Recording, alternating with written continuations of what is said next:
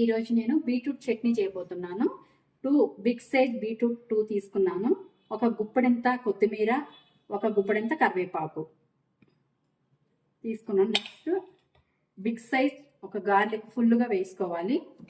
కొంచెం ధనియాలు, 2 స్పూన్స్ ధనియా, ఒక 2 స్పూన్స్ జీలకర్ర. కొంచెం బాండి పెట్టుకుని ఆయిల్ దీంతో 2 స్పూన్స్ వేసుకున్నానండి. ఇవి మొత్తం దీంట్లో యాడ్ చేసుకోవాలి. స్పూన్ జీలకర్ర, ధనియా 1 స్పూన్, 3 గ్రీన్ చిల్లీ.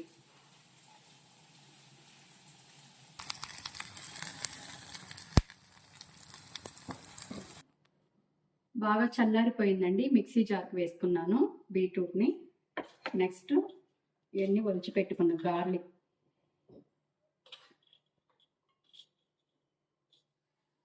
లెమన్ తీసుకున్నానండి, స్మాల్ లెమన్.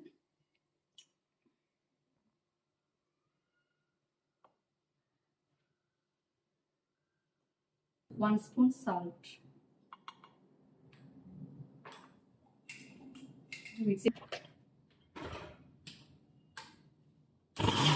మరి మెత్తగా పేస్ట్ లాగా చేయకుండా కొంచెం కచ్చపచ్చ.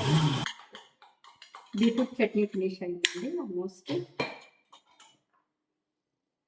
ఎంతో రుచికరమైన బీట్రూట్ చట్నీ రెడీ అయిపోయింది. చాలా టేస్టీగా ఉంటుంది.